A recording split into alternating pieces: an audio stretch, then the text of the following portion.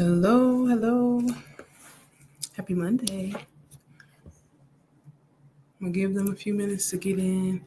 I see 4 on my YouTube. Hi, Tiki Taki. Okay, let's see. Hi, Letitia. How are you? How was your weekend? Were you the one falling asleep in the textbook?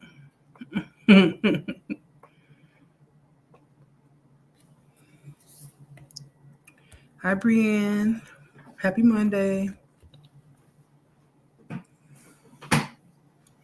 Right. So we have quite a bit to get into because for last Wednesday, let's see how many times I do it this time. Yeah. Last Wednesday, we were going to go over chapters 9 and 10, but we only made it through 9. So I still have chapter 10 notes to review with you guys. You doing all right?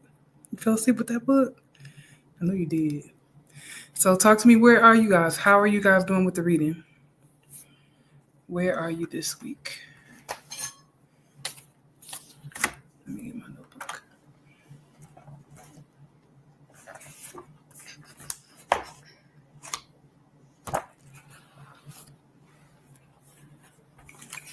Because now everybody has the textbook, right?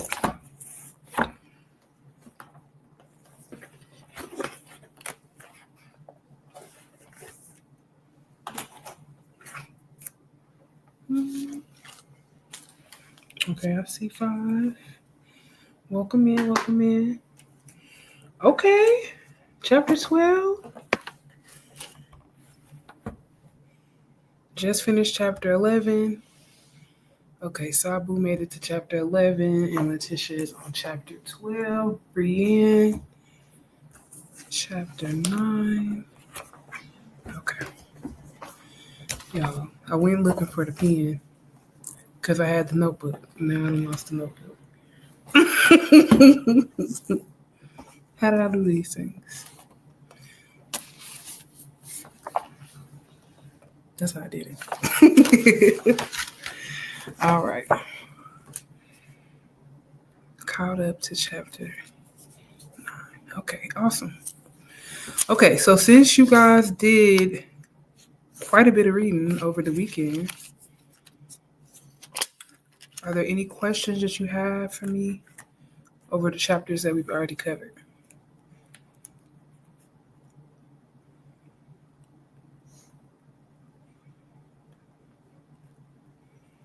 Letitia at 12.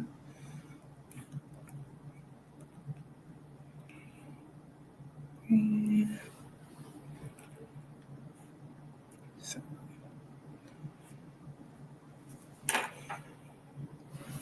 any questions for me on what we've covered so far? Okay, Brienne, no questions. Okay. Anybody else? Reading the chapters? Okay. Good deal. So as you go back through, as you're making your notes, if you have questions or something that doesn't look quite clear to you, just make a note to the side so you have it ready for class. And then before we get into chapter 10, how are you guys doing with flashcards? Do you all have a set of flashcards? Yes or no? Who did I just see come in? Somebody say hello. I see 5, but only 3 see 3 speaking. Help me. Help. Sabu has flashcards. Okay, great.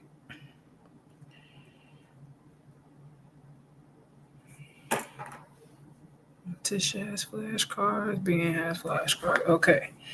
All right.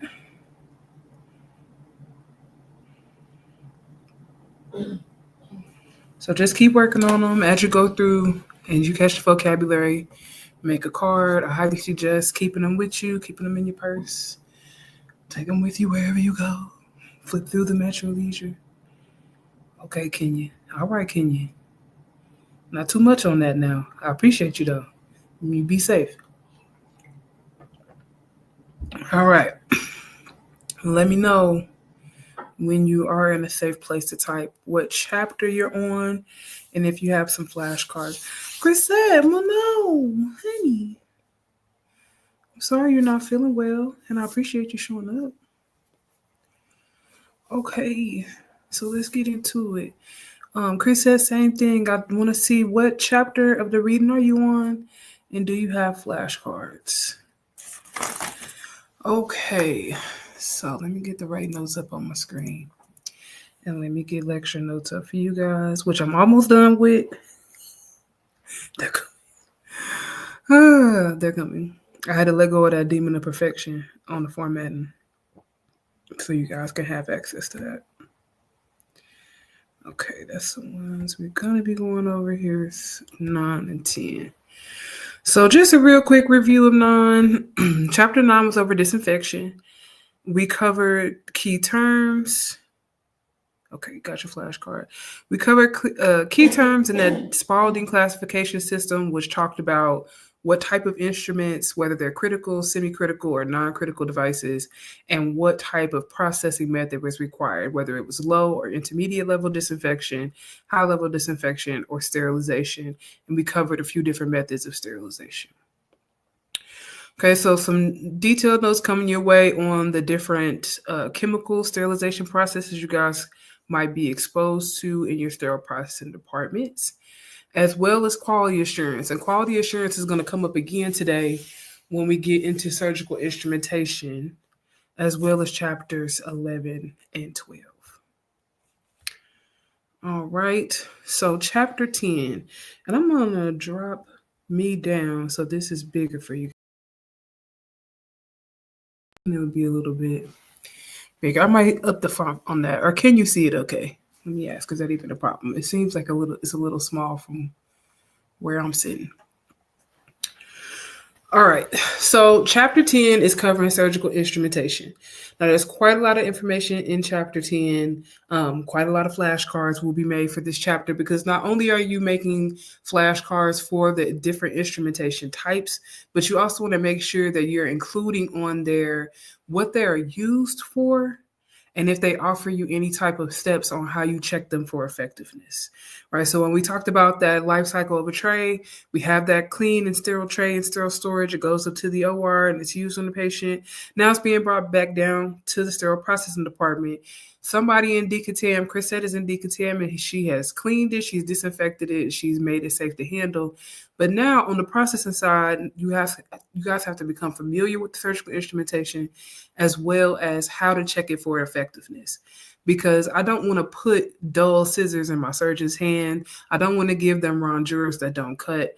So you're going to check them at that point and make sure that they perform every function that they're supposed to perform prior to you packing it for sterilization. So that'll be key information for you that will come up on your test. Also, we talked about collapsing certification. So as soon as you get your CRCST, studying for your CIS, your Certified Instrument Specialist, that's some more information that will be drilled into you is not only what is the instrument, what is it used for, how do you check it for effectiveness? Okay, so first one in our book is the hemostatic forceps. These are clamping instruments, so something that's going to clamp shut, and they will have a ratcheted control. So it will lock into place. It will not open until the surgeon removes it from its lock blocks. They are designed to control bleeding by occluding blood vessels during surgery. Some examples of this that you will see in most common surgical sets are Kelly forceps, mosquito forceps, and cryo forceps. And the difference between those we'll get into as we go through later chapters. But essentially, Kelly forceps and cryo forceps are almost the same exact clamp. It's just how far down into the surgical instruments do the serrations go. Mosquito clamps being very similar, but can you kind of think of the name? They're just a very much smaller version. So something that's used to clamp smaller blood vessels. Needle holders. So they're just what they sound like. They're surgical instruments that are designed to hold and guide needles during surgery. This is one of those more common ones you will see on TV when they're doing their little mock surgery procedures where they're acting like they're suturing something, right? So maybe they're in the ER and they're acting like they're putting in sutures. Oftentimes they will be holding a needle holder, and that's going to take a suture needle and some suture thread and help the physician or the practitioner create that suture process for the patient. So something to know about needle holders, their jaw, it may be smooth or it may be serrated. It depends on what type of procedure and what type of instrument they're using. Something like a needle holder that I would use in an emergency room, it's more likely to have a rough or serrated jaw versus if I'm doing vascular surgery where I'm working with really fine veins and tendons, I might be using a diamond tipped jaw or something that's very smooth. The jaws may also have tungsten carbide plates embedded into them. So same thing, they may be smooth or serrated, but instead of that stainless steel 400 or 300 series that we learned about earlier, it may have a jaw that is made out of diamond dust or tungsten carbide plates. You'll see those a lot in vascular surgery. Common types that you'll see in almost every type of surgical procedure, regardless of what service line it is, are Mayo Hagers and Olsen Hagers. So there should be some good pictures of those in your textbook. And then number 3, tissue forceps. So tissue forceps are forceps that have teeth or serrations that are used to grasp and hold tissue during surgical procedure. They may have Kelly serrations, which is a partially serrated jaw. So if this is the entire length of the jaw, those serrations may come down partially, halfway, and then the tip is smooth, or vice versa. The interior is smooth, and then half of it is forward in serrations. Or it may have a crowd serration, which is serrations all the way from the lock box to the tip of the instrument. Some common examples of those are Addison forceps and DeBakey forceps. Then we have dressing forceps, which are slightly different in that they're used when handling dressings and packing wounds. So not exactly the same use as a tissue forceps where I'm actually using that to pick up flesh, but the same design, just a different use. And then retractors. Retractors should sound familiar because we've talked about these a few times. But these are instruments that are used to hold back tissue or organs to provide better visibility and access. They can be handheld, meaning they just have a handle and a scrub tech or a surgeon is going to be responsible for holding them and providing attention. Or they may be self-retaining, where they have that ratchet attached to it and they can self-hold themselves into place. Or table-mounted, something like a book Walter retractor, which are very, very large. They come with clamps that will attach to the table and they will be held in place by some really large bars. Some common examples are Army Navy retractors, which are a common handheld, common self-retaining retractor, and then a Balfour, which is a table-mounted retractor. Almost all of your service lines are going to use different retractors across their cases. One thing to remember, though, especially when you're dealing with something like a Balfour set, is that those pieces that put it together are very unique to those sets. So it's really essential when you guys are cleaning, because you have to disassemble in order to clean it properly, that you keep all of the pieces together. It's a nightmare when you don't. Okay, number 6 is scissors. These are cutting instruments that are used for tissue dissection, suture cutting, and dressing. Some common types are medicine bombs, which are a fine, delicate tissue that's used for dissection. They have really slender arms. Mayo scissors, which are heavy-duty cutting for fascia and for sutures. And they, unlike the medicine bombs that have these really thin arms, the Mayos have a really thick arm that is attached to it. And then regardless of what type of scissor it is, they may come with these variations. So they may be a gold versus a black handled scissor. And the difference between gold and black handled scissors is what they're made out of and what they're indicating as far as effectiveness. So gold handled scissors are tungsten carbide inserts. So those same type of inserts we saw on our needle holders can also be here on our scissors. They're sharper, they're longer lasting, and they're more durable if everybody is taking care of them properly. Just like any common scissor, if you're using it to cut things that it's not meant to cut on, you're going to dull it a lot faster. You're going to decrease its useful life over time. Black handle scissors have super sharp edges. You'll hear that term, super sharp. That is what that black handle indicates. And it's for precise and delicate cutting. You'll see a lot of this in your cardiovascular sets.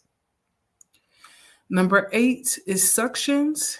And suction instruments are those that are used to remove fluids and blood or debris from the surgical field. So, like we talked about, the one that people are most familiar with in the dentist when you go in and they put the suction into your mouth. It's the same exact product. There's just going to be different types of them in your surgical sets based on the procedure. So, some common examples of those are Yankars, pull suctions, and Fraser suctions. Let me see if there are pictures of them for you in your textbook. You guys should have some updated ones. I don't see.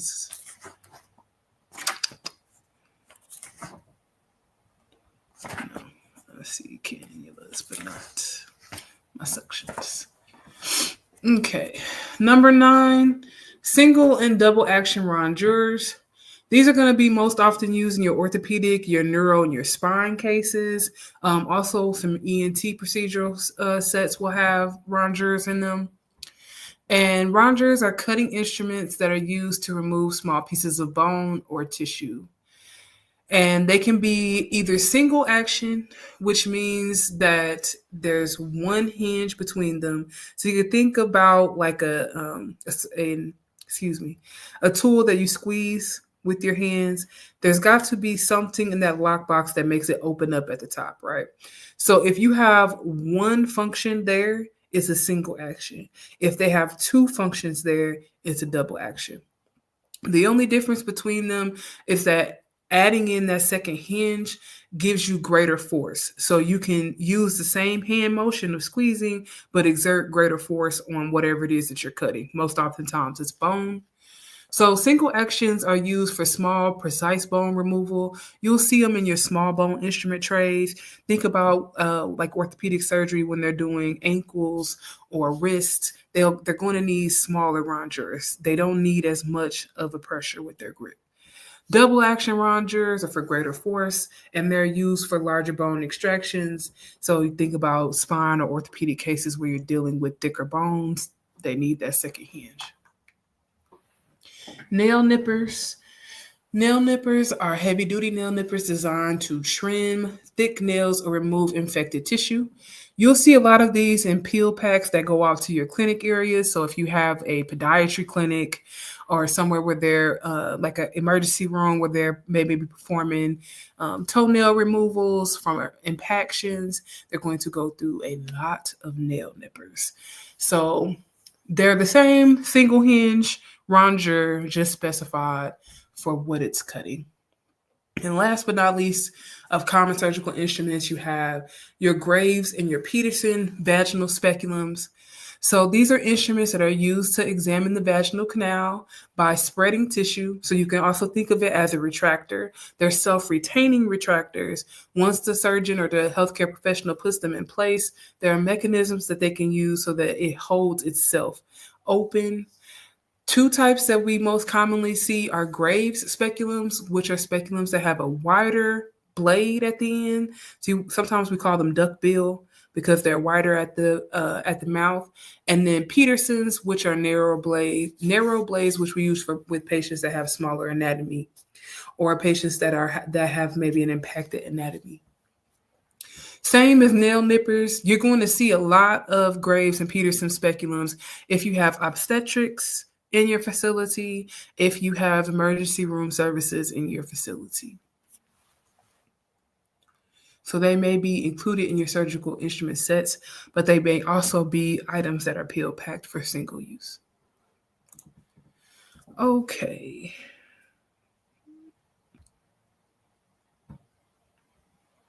Y'all done it again. I'm blaming you. Okay, so now we've learned about some common types of surgical instruments. We know that our instruments are made out of various types of surgical steel, tungsten carbide. We now need to make sure that we know how to clean those instruments, how to check them and make sure that they're safe for a surgical procedure. So, instruments, damage, and stainless steel composition. Stainless steel, the definition is a corrosion-resistant metal alloy of iron, carbon, and chromium used to manufacture surgical instruments. And there are multiple types of stainless steel. This will be the first time and the last time you ever have to care about this outside of Pakistani instruments, which we're going to talk about in a second. But this is definitely on your test. So 2 types of stainless steel used in surgical instruments. One is austenitic stainless steel, and y'all forgive me because I could be pronouncing it wrong. This is going to be your 300 series. On your flashcards, when you write your definition for this word, make sure you include your 300 series. This is a high corrosion resistance stainless steel. It has more flexibility and it's non-magnetic versus the 400 series stainless steel. And it's used for all of your common surgical instruments, all of your basins, the big wash bowls, anything that you've ever seen in the hospital that is made out of just a basic shiny metal was probably a stainless steel at a 300 series. So then the second one here is your 400 series. And it's hardened for durability. So it's exposed to more of a heat process and a pressure process than the 300 series, which is also why it might be a little bit more expensive when you're purchasing it because it requires more effort to manufacture. It's magnetic and less corrosion resistant, so it will not have the same lifespan as a 300 series metal. And it's used for cutting instruments like scissors, forceps, and rongeurs. So, Pakistani surgical instruments. The definition of a Pakistani instrument is Pakistani manufactured surgical instruments are typically single-use instruments. Somebody tell me what that means in the chat. If I open a package and it tells me it's single-use, what does that mean? And this is due to its lower grade stainless steel composition and reduced durability. So it's not 400 series, it's not 300 series, even lower. Does not have the same durability, does not have the same non-corrosive properties. They are the 300 and 400 series stainless steel that we use are most often German or US made instruments. Thank you. One time. It means you can only use it one time. It is not reusable. Once you open that pack, you use that instrument on that patient, it has to be disposed of. You cannot reprocess it in any way, shape, or form. Also, just want to remind you that there would not be any reprocessing instructions in your instructions for use because they're telling you up front that it's single use. So when the nurse runs down and she says, "Oh my God, Letitia, I have Pakistani instruments from the OR. I need these. I need you to wash them and give them back." One of the simple conversations you can have with her is, "Where's the IFU?" Because it won't be included. So we dispose of those after each procedure, and we do that to maintain infection control and patient safety. So why are Pakistani surgical instruments single use? One is that lower quality stainless steel is prone to rust, corrosion, and bending after limited use. So that means if I'm exposing it to water, it's rusting more quickly than my other instruments. I could be exposing the patients to that rust and corrosion. It has weaker construction. It cannot withstand the repeated processing. Remember, autoclaving is a high temperature exposure. All of that water in that automated reprocessor is high temperature. It's not going to make it. And then our regulatory standards. Many hospitals and regulatory agencies mandate disposal of these instruments after single use. So even if I decided that I didn't care about any of those things, I'm still going to have to face regulatory bodies that tell me that I cannot reprocess that surgical instrument. So how do I handle disposal? Let me flip this for y'all. Disposal and handling guidelines. With Pakistani instruments, they're going to get, thank you, TikTok. I appreciate that. They're going to get discarded immediately after use, and you got to put it in this appropriate biohazard container. So we've talked about those red biohazard containers, and then there's also sharps containers. You need to pay attention and make sure you put it in the appropriate one. Do not attempt to clean or reprocess or reuse those instruments. Label packaging properly to differentiate between single-use and reusable instruments, which generally should not be an issue for you, because if your facility is purchasing single-use instruments, it will come packaged in the package that is labeled single-use. You will not be generating a package label that says single-use. All right. So I included in here just a real world example of a time where this happened in the facility, even though it's not supposed to. A hospital in the US accidentally reprocessed and reused single-use Pakistani instruments, leading to corrosion and breakage during a procedure, which resulted in a patient injury and legal liability for the facility. This highlights the importance of proper identification and disposal of surgical use or single-use instruments. So they went ahead and they said, don't worry about the IFU. We're just going to clean it. We're going to sterilize it, and we're going to continue to use it. And over time, that instrument corroded, and then that patient was harmed. So key points for your CRCT exams: Pakistani instruments are single use only. Reprocessing these instruments is unsafe and against best practices, and always, always, always dispose of them properly after each patient use. All right. So next we're going to go into some common causes of instrument damage, because even though we are using that high quality stainless steel, it's not going to last forever. Okay, so how do we know when that instrument is damaged and needs to be repaired? One, when you get it in that processing area, you're going to be looking for pitting. So this is going to be caused by exposed or prolonged exposure to blood, saline, or bleach. So again, this is the reason why point of use cleaning is supposed to take place immediately, because the longer that I have that metal exposed to blood, saline, or any type of corrosive agent, the more damage I could be potentially exposing that instrument to. Rusting, which is caused by poor drying or improper detergent use. Staining, which can result from water impurities. It can also result from sterilizer residue or surgical residues. We're using a lot of different products. Also, the water that we're using has a lot of different hard metals and chemicals in it that could potentially leave staining on surgical instruments. Corrosion, and that's going to be due to prolonged exposure to harsh chemicals. So prevention tips with that: thoroughly clean the instruments the first time, quickly. And more importantly, the faster you can get to it, the better. Avoid prolonged soaking, especially this says in saline solutions, but there is no reality in the history of the world where you should be putting any of your surgical instruments inside of a saline solution. So that's whether it's in the operating room or not in the operating room. I appreciate you. All right. And then forceps alignment.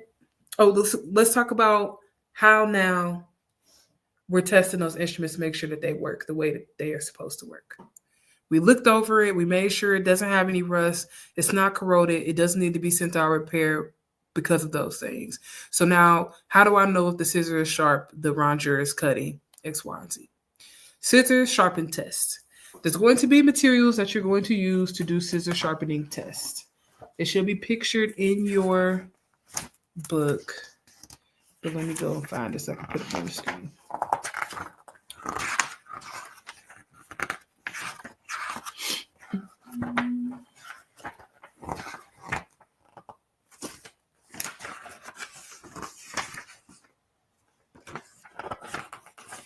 These pneumatic coins look so much different now.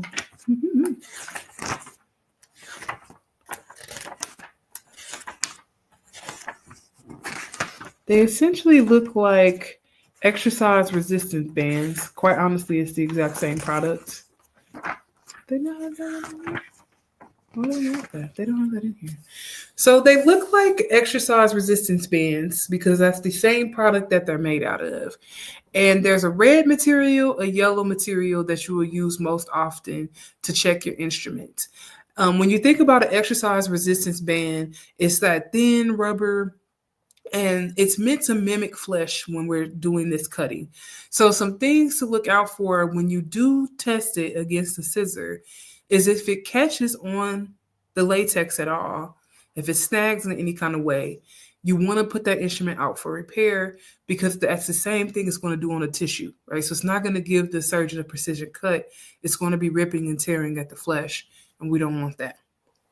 So we use the red material for any scissors that are larger than 4.5 inches long. Doesn't matter if it's a Metz, doesn't matter if it's a Mayo. If it's longer than 4.5 inches, we're going to test it with red material. If it's smaller than 4.5, we're going to test it with the yellow material. And just like in the resistance band world, that one's going to be a little bit thinner than the red. So the heavy duty scissors, the larger scissors are being tested against the red to mimic a thicker tissue. And the last thing I want you to make sure you pay attention to on this is that you use the entirety of the tip.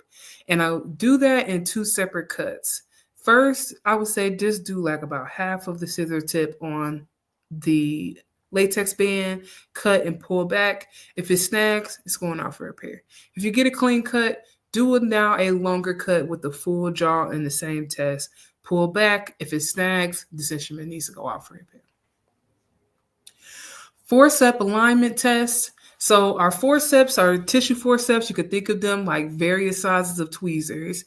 You want to make sure that the tips meet together and that they are completely aligned, especially if they have teeth in them. So just like if I were to clamp my jaw shut, it's important that my teeth and my top teeth and my bottom teeth are aligned if I want to do proper chewing, right? It's going to be the same thing for your tweezers. If they're offset, they can't pick up the tissue. They need to be in alignment. Needle holder test. So the first thing you're going to do is you're going to clamp that ratchet together and make sure that its tips meet, same as the jaws on your forceps. You also want to make sure that clamp stays closed, and that's for any self-retaining forceps. If you in my notes I have, if you're able to clamp a suture needle or something akin to and make sure that it actually clamps. And you may have different testing material depending on your surgical facility. And then rongers, you're going to use a thin index card. So those same type of index cards that you guys are using to make your flashcards on are the same type of index cards we're going to use to test rongers. And we're going to make a thin cut, and we want to make sure, just like the scissors, that they're doing a clean cut. If I see a bunch of snagging, I want to put that ronger out for repair. Lastly, suction instruments. To test those, we're going to flush them with a clean, deionized, sterile water on the processing side. You just want to make sure it runs clear and there's an unobstructed flow. So it shouldn't be trickling out. It should be a really clean flow coming through. Sorry, I have that up on your screen. Okay. All right, so now we've checked the metal, make sure it's intact, no rust, no corrosion. We've checked the instrument for functionality. Now we want to start to do a little maintenance and care. You could think about it like it was coming to the car wash, right? So we wiped everything down. Now we want to go into the process of treating all the leather interior. How do we do that? We're going to do that with instrument lubrication. Now, in your automated washing reprocessing in decontam, part of your washer process is going to be in a lubrication cycle where it pushes a lubricant into the automated washer and lubricates the instruments for you. So you may find when you get them onto your processing side that they don't require a lot of lubrication, but there are going to be some surgical instruments that, per their IFU, every time you receive them on your processing table, you're going to lubricate them. So it really depends on what surgical instruments you're handling. Also, if you're working with a ratcheted instrument and it's really stiff, that would also be another time where you want to apply lubrication. Okay, so steps for proper lubrication. 1, just like sterilization, it needs to be cleaned before you apply lubrication to it. You're going to either dip the instrument into a lubricant bath, or you're going to spray lubricant on it, or it may be in like a little drop and squeeze bottle, and you're going to apply it. You're going to air dry without rinsing it off, And then you're going to check the instrument, whether that's opening and closing the hinges or pushing the forceps teeth closed. You're going to check the instrument and see that there's no resistance there anymore. Do not use oil-based lubricants. Why? Because they're going to interfere with your sterilization process. If you put a layer of oil on the surgical instrument, that seam or that other chemical sterilant is not going to penetrate and clean underneath that layer that you put on. This is also why I stress to you that if you're going to, and not if you're going to, you have to wash your hands repeatedly working in the sterile processing department. It's important for you to use a hospital-based lotion. Why? Because it's not going to have all the same type of oils that conventional lotion is going to have in it. So I know we love our Bath and Body Works and all the good stuff, but I could not stress to you enough to use a hospital-based lotion for this same reason. You guys are going to be touching the instruments. If the oil on your hands be transferred to the instrument, your sterilization process is going to be ineffective. All right, manufacturing process of surgical instruments. So how do we make these things?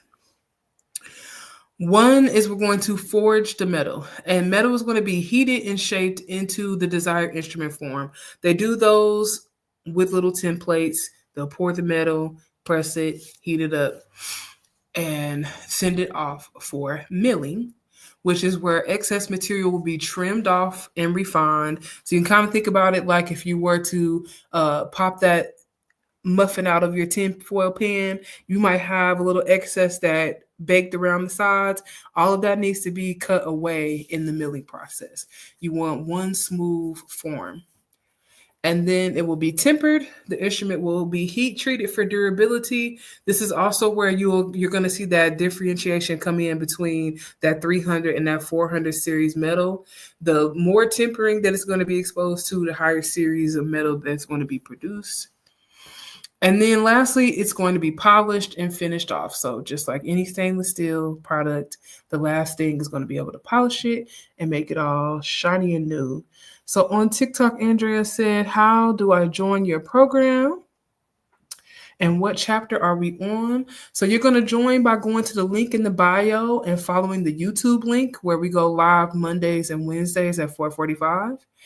And then you're going to catch up by going to the live link on the Candray Institute YouTube page to find the past classes. We are currently on chapter 10, and we'll probably do a little bit of 11 this evening. If you are interested in joining the class, also I highly suggest purchasing the textbook, but it's not required. It's your choice. And you're going to want to visit my website in the link in the bio so that you can find your way to my HSPA.org. All right. Okay. So we polish it, we finish it. That's going to be the process that makes the surface smooth. And this is also going to be where we add our passivization layer. Passivization will be on your test. Become very familiar. Passivization is where they add a protective oxidized layer to the stainless steel. That's what makes it resistant to corrosion and rusting. That's what gives it that longevity in its lifespan. And that's that layer that you guys are always trying to protect by keeping it clean and free of saline.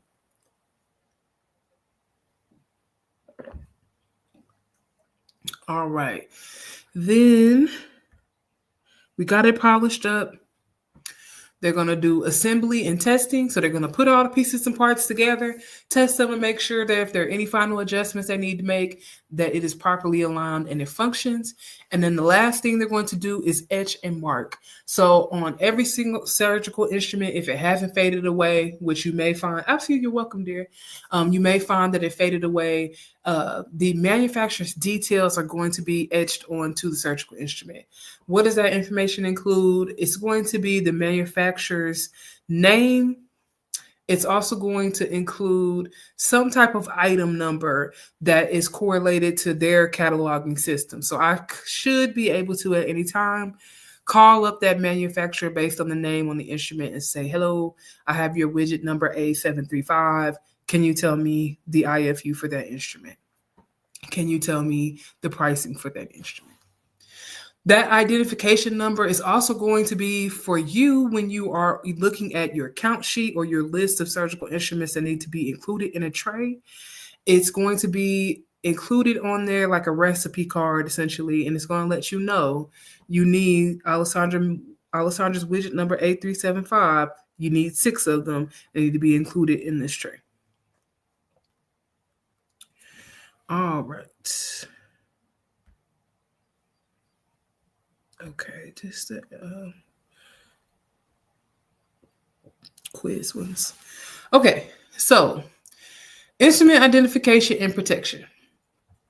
So outside of you guys learning all the different types of surgical instrumentation, which I know may seem a little overwhelming where you are right now, but I assure you, by the time you get ready to take your test, you will be familiar with some basic surgical instruments. However, no one, including the healthcare facility, expects for you guys to learn that truly until you're on the floor. We generally expect within the industry that technicians will take the better part of a year to learn to identify with their eye different types of surgical instrumentation. So don't pressure yourself too much. But this section, when I'm talking about identification, you may find that your facility has used different products to help you know that these 10 Kellys belong to the OBGYN department, and these 10 Kellys belong to the ER department, or these 10 Kellys belong to the orthopedic service line, and these belong to the pediatric service line. So there's different products we're going to use to help signify to you in a visual way, not just what it is, but who it belongs to and where it's supposed to go. So some methods of instrument identification are color coding.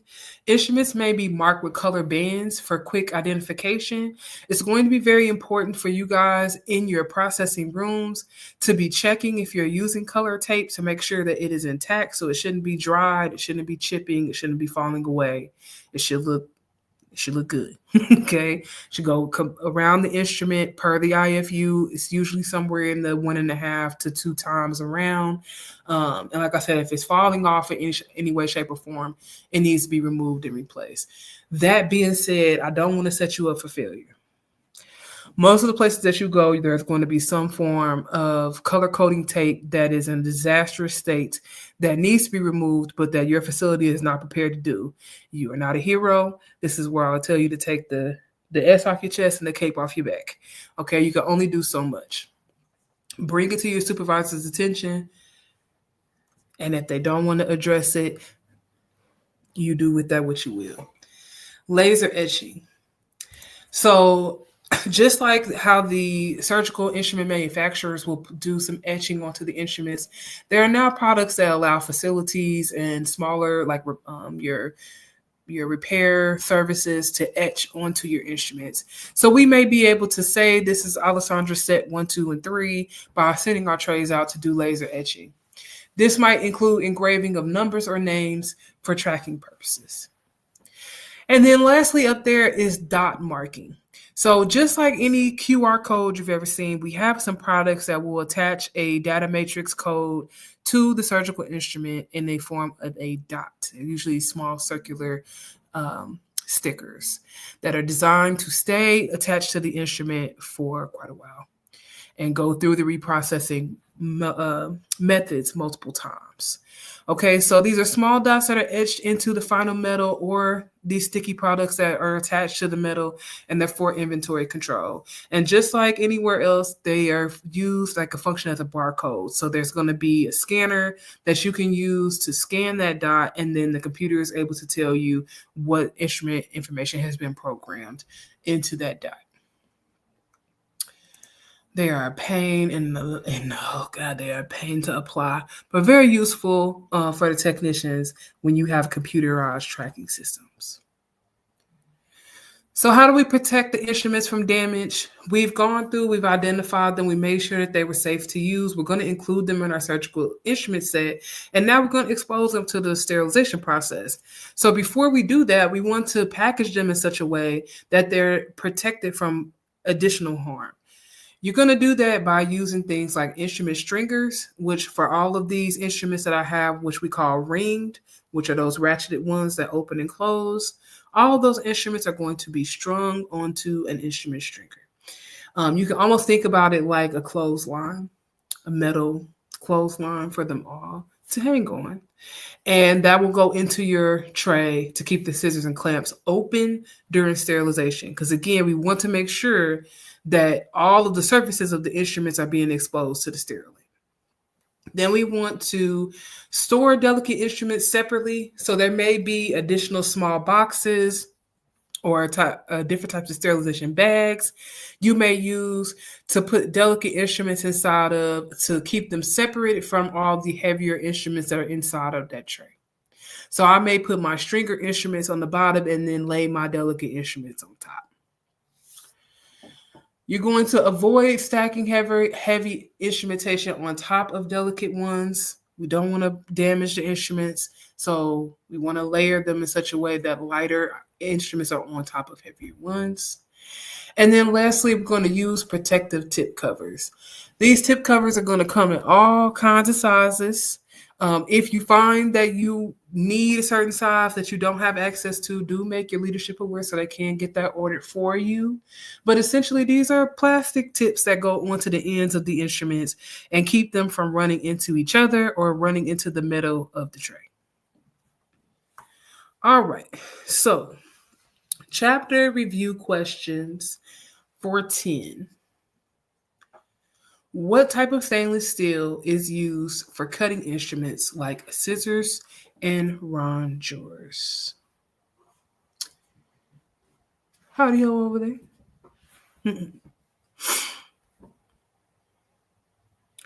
All right, I see B. Martinstistic steel. Anybody else?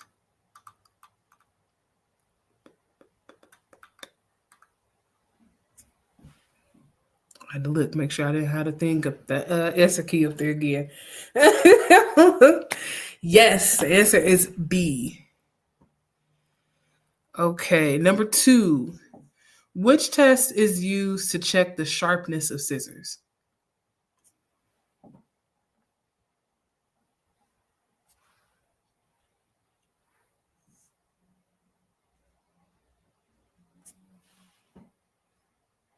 CD. And that is correct. That's going to be that red and yellow testing material, those latex bands. Number 3, what is the purpose of instrument lubrication or your milk bath? Let's see, Sabu going to go 3 for 3.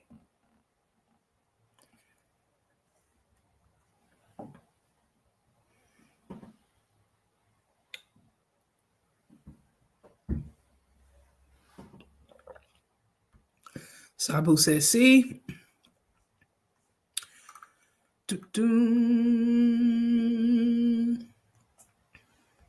Anybody else? Sabu going 3 for 3? Absolutely. So the purpose of that instrument bath is to protect the instruments from rust and ensure smooth function.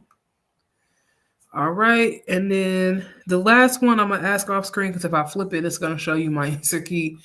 Number 4 is which type of forceps is used for grasping delicate tissue?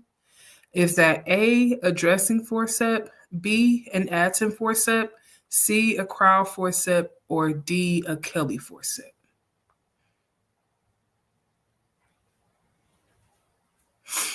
Which one would they use for delicate tissue?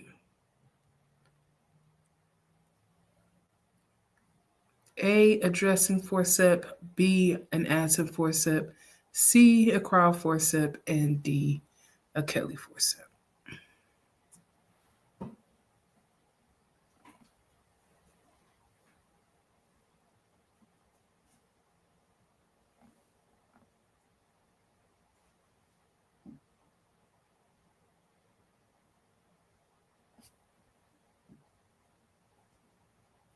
I see a D, a Kelly forceps. Close, but no cigar.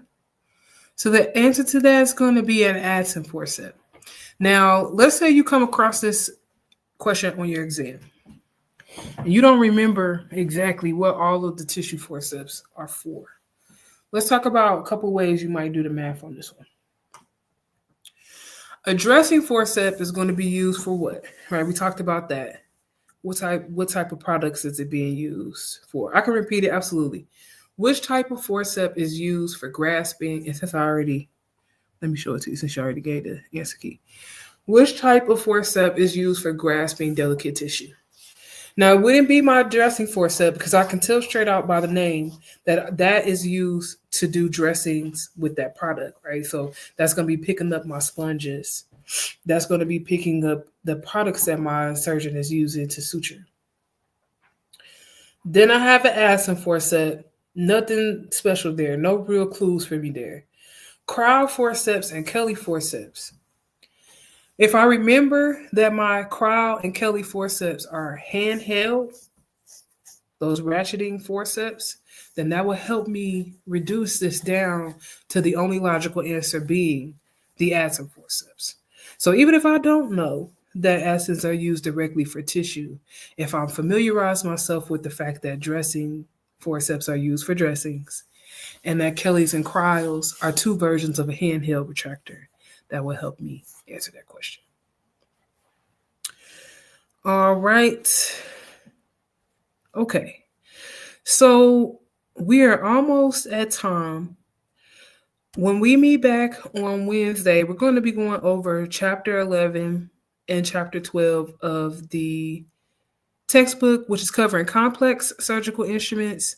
And then we're also going to get into some prep and pack and assembly. Okay.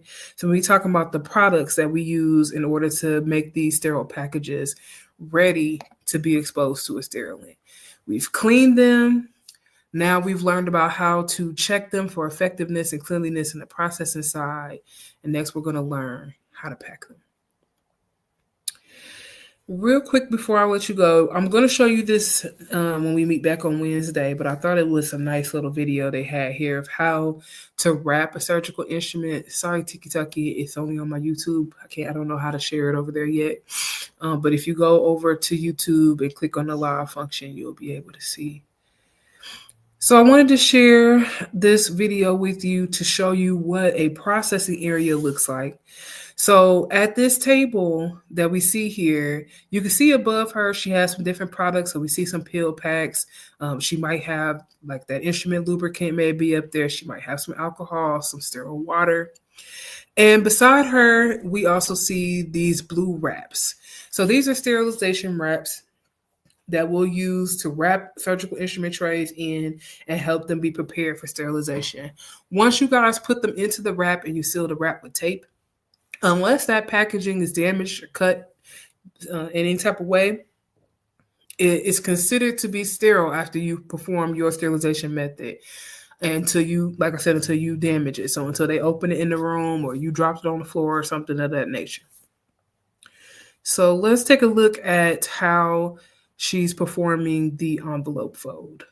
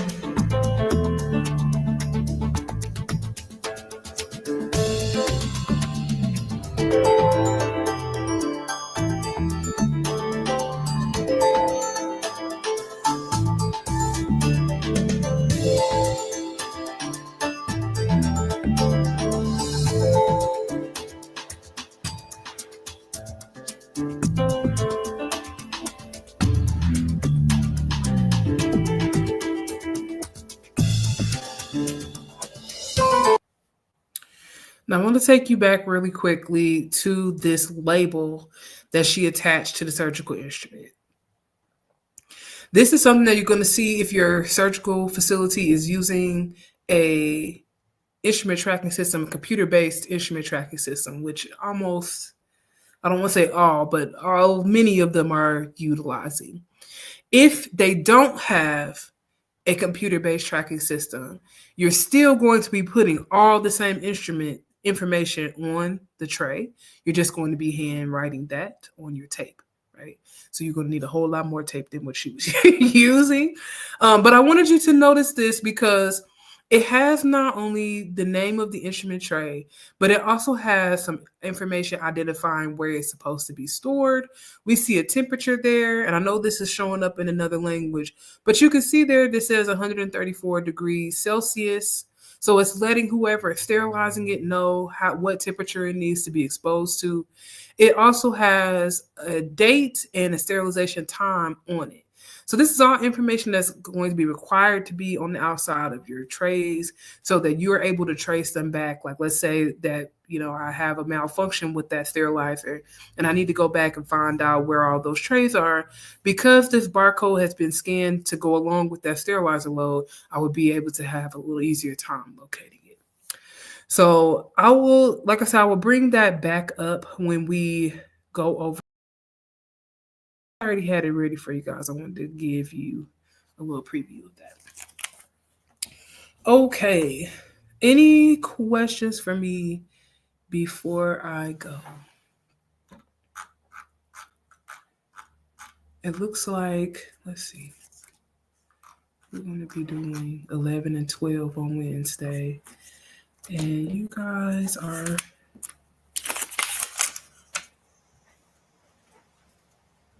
pretty much caught up on reading because Letitia's already at 12. Brienne is at 9 and Sabu is at 11. Okay, perfect. So by the time we meet on Wednesday, we should all be back on the same page, which is lovely. Okay, so in the in-between time, do me a favor, go over to the TikTok page and engage with the content, like, share, comment on something for me today.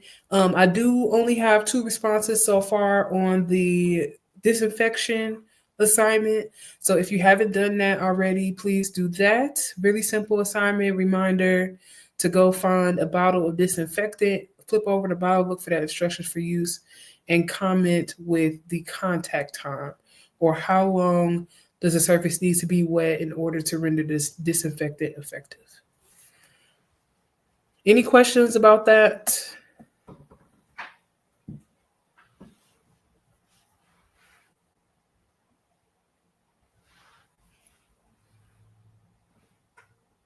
right. Wonderful.